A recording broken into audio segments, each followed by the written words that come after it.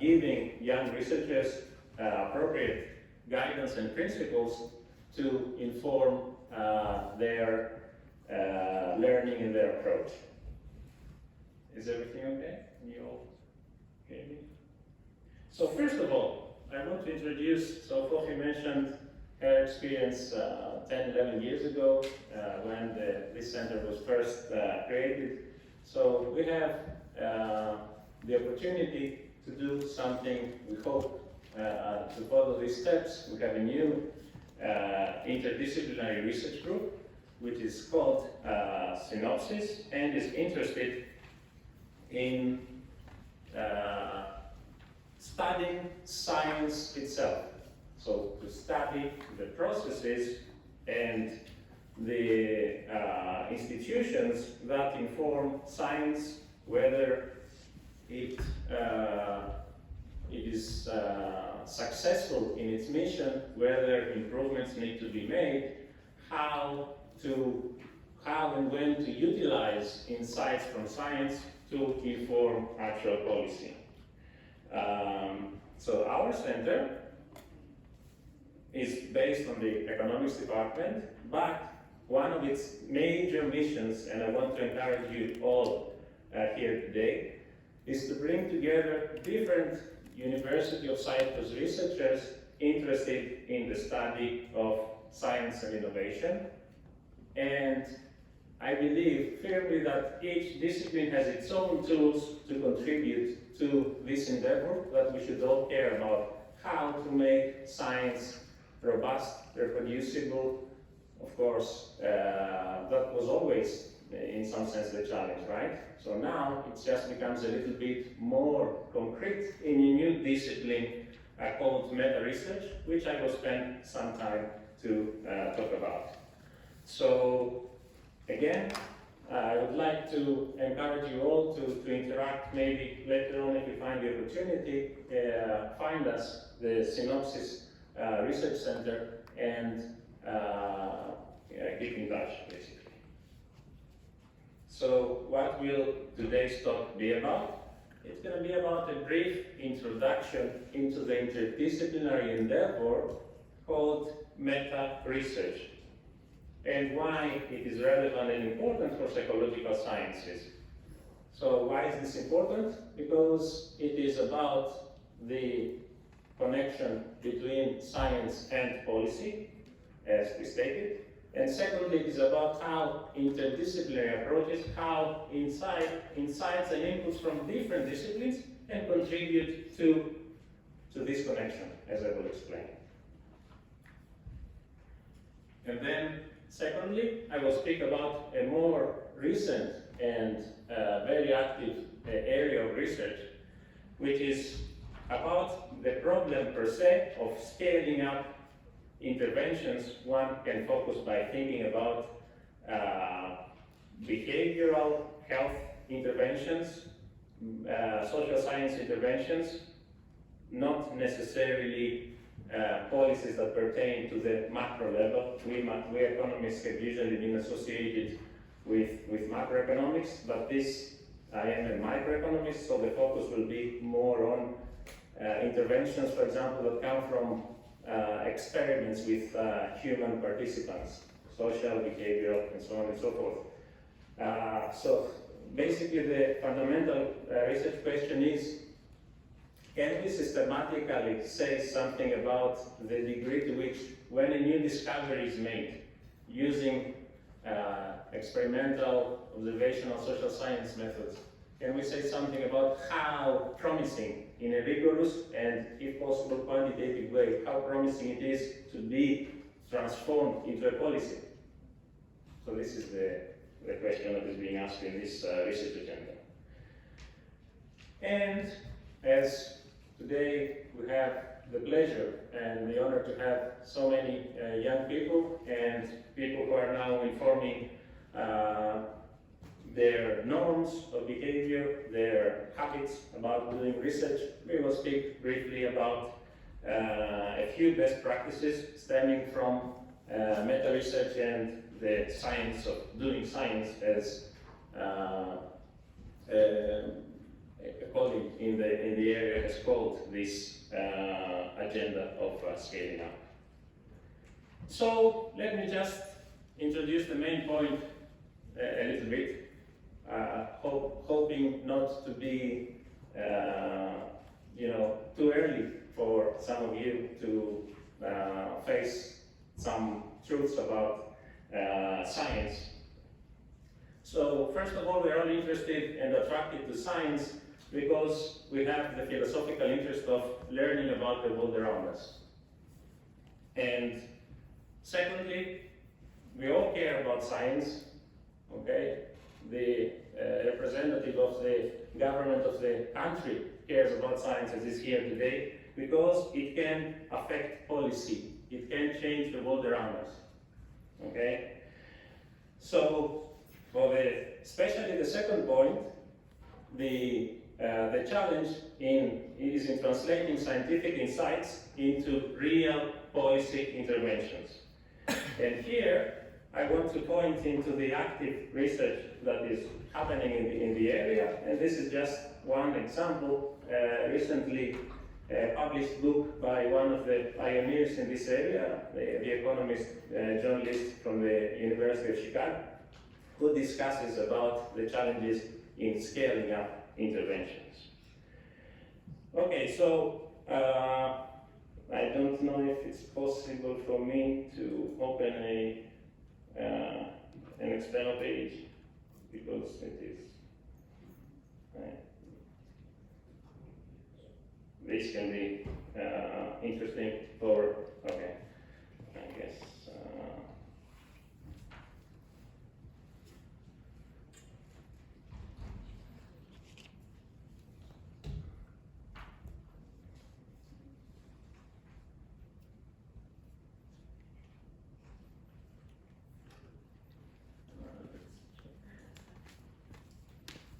Okay, that's fine. I will try not to make this transition because it might be a little bit challenging. So I was trying to give, especially to young people, a little bit of a flavor of the difference between idealistic science and what we observe as we become researchers. There's a famous website with PhD comics that brings us a little bit into this disparity between the two, but it's okay. So of course I didn't want just to copy material. All right, so we all start with being idealistic and wanting to discover truths about the world and expanding our range of knowledge. But the more experience we get, the more we realize that science is a human endeavor, a human institution with its own rules. It comes from interaction between human beings, and therefore it is subject to the limitations of a human endeavor. Okay, so therefore we can have a divergence between the idealistic view of science and the way that science really is. Some examples is that many of us, as coming from the limitations of our environment, the pressure from our social interactions and the systems that we are embedded in, might be pushed to occasionally or more frequently pursue what is fashionable or socially acceptable instead of what is our own interest. Okay, the social pressure to get desirable results might be characterized as problematic these days. So problematic that in some disciplines, such as applied to psychology, there have been journals that published results with a pseudonym, such as the Journal of Controversial Ideas. Then, of course, all of us are human beings. We start by being PhD researchers, then we have families, and we have our own lives, and it might be the case that we are interested in advancing our career, not very controversial for people of experience. And again, because of being embedded in a social institution such as science, we are affected by the expectations and the social pressures of others, so that might limit independent thinking. So where does this lead to? What am I trying to say? I'm trying to say that science itself might be an interesting area to study with the tools of social, biomedical, and in general scientific tools to actually understand how it performs as an institution. This is about what meta-science is. Now, for most of you who are psychologists, how does this relate to you? I will just briefly mention something that it is relatively well known. I'm not going to spend much time on that. For approximately a decade ago, much discussion was developed about what was claimed to be by some as a credibility crisis in science.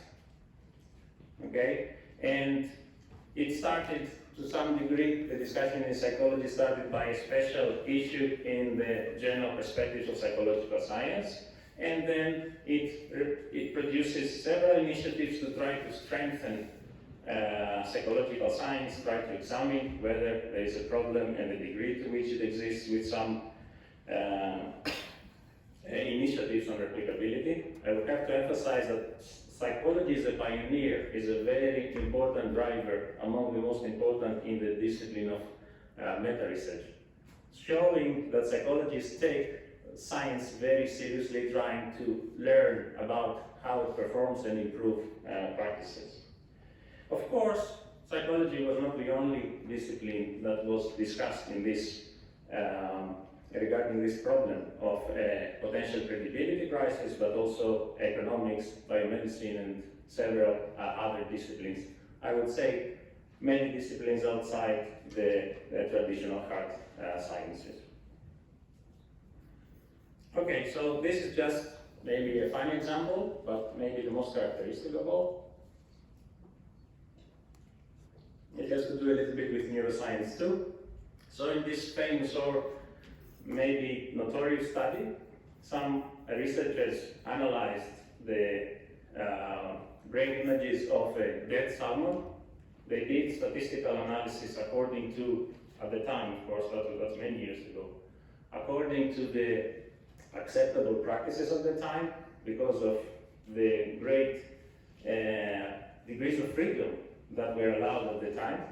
And they made some very nice and interesting conclusions according to the standards of contemporary practice, but the only problem was that, as I was telling you, the initial scan was based on a dead salmon.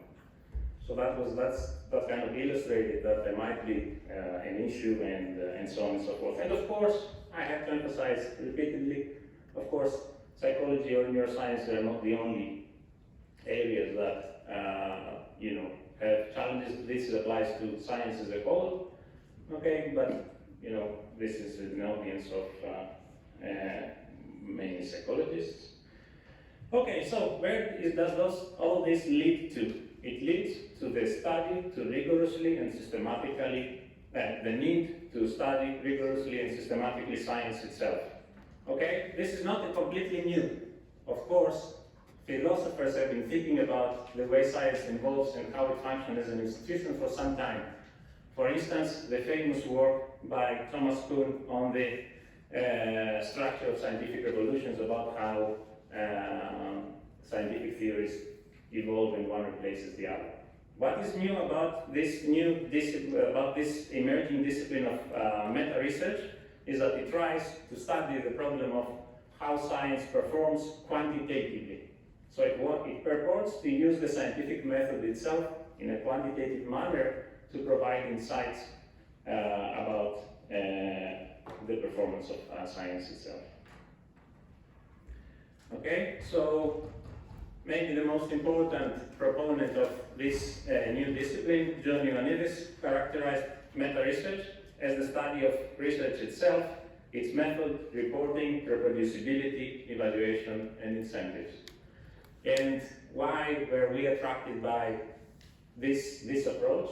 Because we thought that maybe economists have something to offer, which are, because of the usually barriers among disciplines, they were not doing until that time. And for us, a key word as economists is incentives.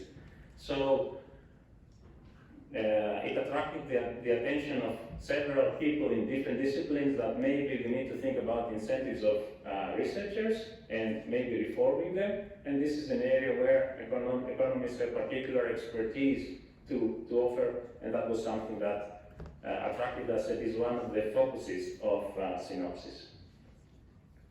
Okay, so again, in some sense, one of the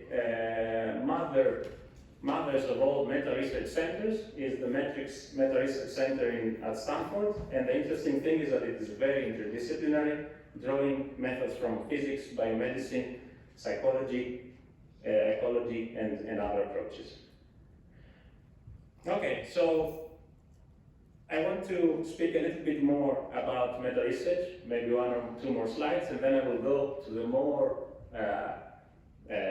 contemporary, novel, and active research agenda on the problem of scaling up research, and explain how the two are connected, how I naturally view the problem of scaled up interventions as a part of meta-research. So, you know, this research in the last 15, 20 years has led to some notable empirical findings, okay? It pointed out to what might be behind the possible problem in science, in the generation of knowledge production in science. There has been study about research misbehavior and appropriate ways to deal with it. The problem of degrees of freedom in analysis, in other words, whether an area needs some standardization of methods, templates for developing common approaches, in general, reducing the opportunity for ourselves, researchers, who are the easiest people to deceive, if you wish, as famously it has been stated. I'll remember it a bit later.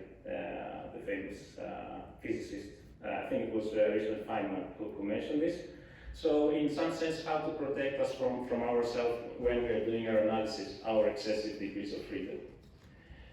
And of course, this has also sparked a new discussion about open science, because one major problem that has been identified is the problem of incomplete documentation of methods, procedures, and data. And of course, you know, none of this should be particularly new or shocking to us, right? Why would we think that science as a human endeavor is not subject to the limitations of a human institution? Why should we not accept that there might be some limitations and work positively and actively in dealing with them? So the challenge is how to discuss with policymakers, how to discuss with society about, jointly thinking about the potential challenges of contemporary research and systematically finding ways of choosing what science is more promising and more appropriate and more mature to be scaled up, to be turned into a policy, and which one is not. And that will be the focus of the second part of our discussion. Okay, and of course, there's no surprise, especially as research hinges on increasingly complex analysis and code. Honest errors can be an important factor, as influential neuroscientist Russ Poldrack has emphasized. I had Russ as a professor at UCLA in a neuroeconomics class, and it was an interesting first interdisciplinary experience for me. So now we will get to something that is more related to a summary of the work that we have conducted, okay, in the area of meta-research and the agenda for moving along in the future and putting together, as we were saying, science and policy. So let me specify what is meant by this. If you wish, the traditional discussion in the field of meta-research that I presented very briefly already deals with the problem of reproducibility. So, roughly speaking, when we have interventions, health interventions, behavioral interventions, educational interventions, social science interventions, can they be reproduced if an independent researcher gets the full documentation of methods and approaches and they get the same results? Okay, one can talk hours about really terms here, but roughly this is what reproducibility means.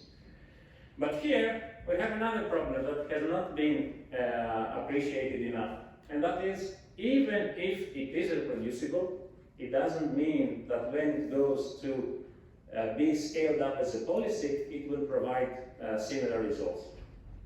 Okay, so it needs to be scientifically studied carefully about whether it is the case, what drives potential differences, and in some sense, there will need to be an active discussion between policymakers and researchers about this problem. And I hope that the point will become clear now as I proceed.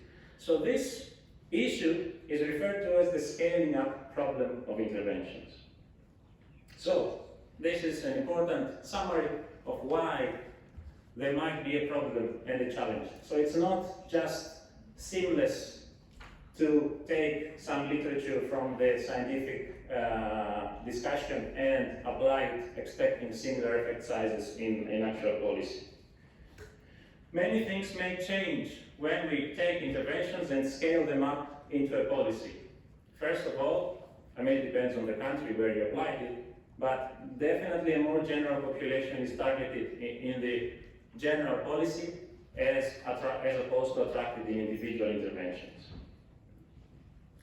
And instead of having specialized researchers, well-trained, very well motivated by their professors, by their own interest for their career to get good interventions appropriately administered to get results, we might have less specialized people who are with less strong incentives for the intervention to work. And the same holds not only for people who administer the intervention, but potentially even for those who organize parts of an intervention. Okay, again, instead of having very specialized, extremely smart and motivated researchers in organizing an intervention as a policy, we might have people who have weaker incentives.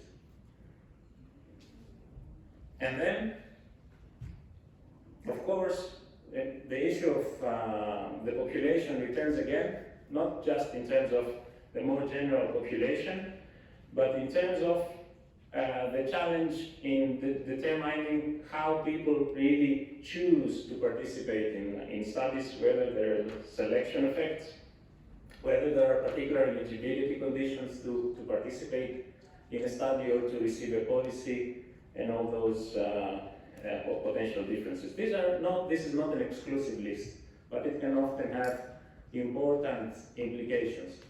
Why is this important? There is a very active research agenda now. I will speak about what we've done in a moment, that compares effect sizes, average effect sizes from interventions from the scientific literature, and compares it to the sizes when these are scaled up. For instance, there is a new study forthcoming in the the most prestigious journal in economics, Econometrica, that compares the effect sizes in nudge studies, which is an extremely important and interesting area of social and behavioral research, when it is compared when it is the scientific study and when it is administered by nudge units and by governments as a large-scale study. So this is such an active research agenda. It has produced several new books. One of them was organized by the University of Chicago, and it focused the theoretical idea was about the scaling up problem. There are some economic theories behind it. And the application was in early childhood policy. Chicago is a city that faces particularly acute problems in terms of inequality and poverty, and I think rightly so, the problem has been identified in inequities in education. That's why it's extremely active. It receives considerable, researchers receive considerable funding to try and experiment with early childhood interventions. And therefore, it is a particularly well-suited area to think about the problem and the gap between results of scientific studies and results of scaled-up interventions. Okay, so now we will get a little bit into the main part of what we are interested to say. Okay, we have contributed in that book, put together with Zacharias Maniadis and Fabio Tufano, and in some sense we have put their insights from our past research too. Okay, and we focused on a few examples from the early childhood literature. Okay, and we discussed that there are some programs famous and very well funded in Chicago and the rest of the US, such as My Hope, Head Start Cares, and Family Connect. And we discussed this as case studies to see what can be the problem when you have different results from scientific interventions to the scaled up studies. So by now, I hope I have given you the message. It is important to think about two general categories of reasons why there might be a problem for the translation of scientific research into similarly effective policy. One is that maybe the studies are not reproducible. Okay? So even if done with other researchers, they would not give similar results. Even though studies are reproducible, there might still be a problem. The second category of the problem, when implemented as a policy, it might change dimensions so critically that you get different results. So it's important to have theoretical developments that specify and differentiate between the two, that guide our future research and understanding of the phenomenon. And I strongly believe, especially for the second part of scaling up, the input of policymakers and appropriate advisors of policymakers is crucial. And I will get into a concrete example in a second. Very good. So, all that we are doing in the area rests on, I'm not even going to speak technically about this, on an extremely simple equation. Just basic Bayesian thinking. Okay, we have a new hypothesis. For instance, does oxytocin increase trust in a certain environment? Okay, we conduct statistical tests as scientists usually do. They have significance levels alpha, power 1 minus beta, and pi. For some of you, although by now I imagine that would not be the case, pi must be something that not all of us have thought about, which is the prior. Before conducting the study, how likely did we consider the association to be true? This is very important, and I can go back into further discussions if you have time, but also the prior matters. So, this summarizes a little bit the insights from years of work with colleagues and collaborators on on factors that affect the post-study probability. Roughly speaking, the post-study probability captures the degree to which we believe an association is true, conditional on all the evidence that we have observed from science. Okay? What contributes to a positive post-study probability? A large trust into the phenomenon, potentially, that means large trust potentially promising to be scaled up as a policy. Do the experiments or the studies have large sample sizes? Do they have large priors? How do we have that? Are they supported by established and well understood theories? Of course, totality of the literature. has the result been replicated, ideally by independent teams. And the studies, as we move along, new approaches have come. Have the studies been pre-registered? That's a very important issue, I would say, for economics, very much so, especially for observational research sometimes. And factors that contribute to a lower post-study probability, so lower faith into the scientific finding, would be the degree of methodological flexibility in a discipline, lack of standardization, excessive flexibility, the degree to which scientific area suffers by publication bias, meta-research evidence, in particular meta-analytic evidence, often with its problems can inform us about the problem.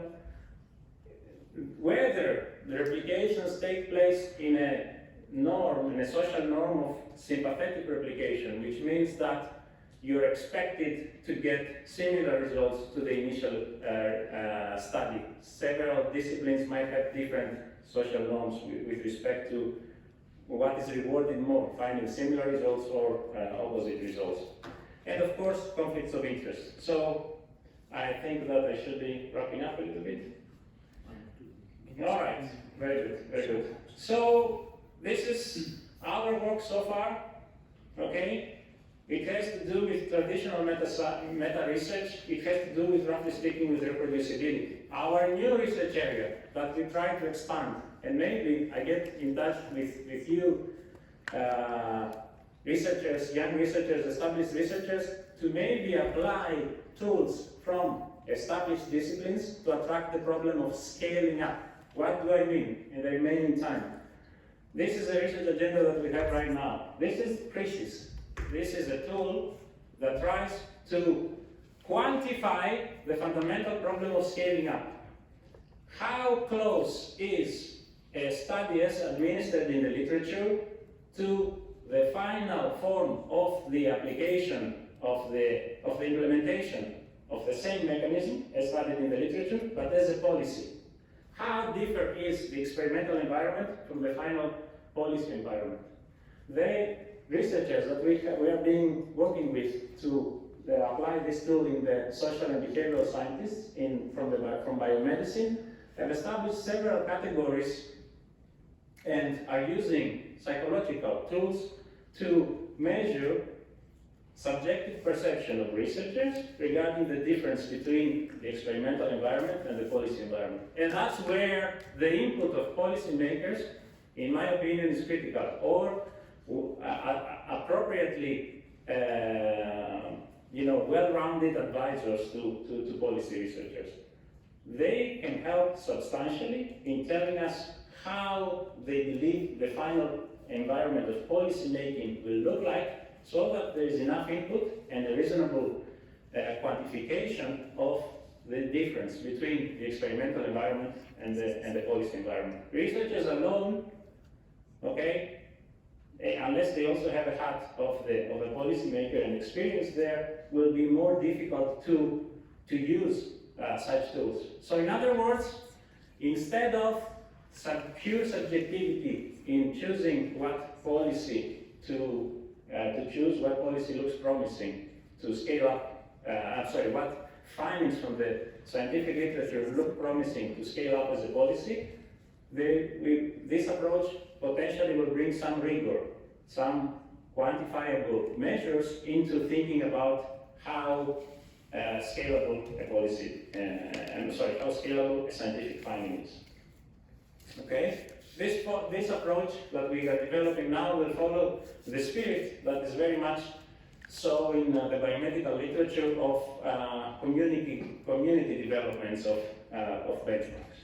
Okay.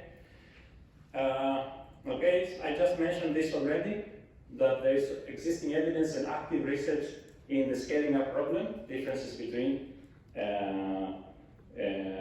scientific studies and scaled up interventions.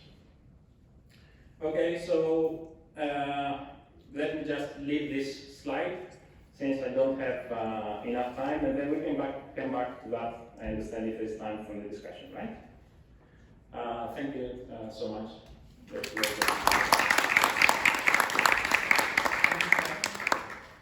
for your inspiring talk.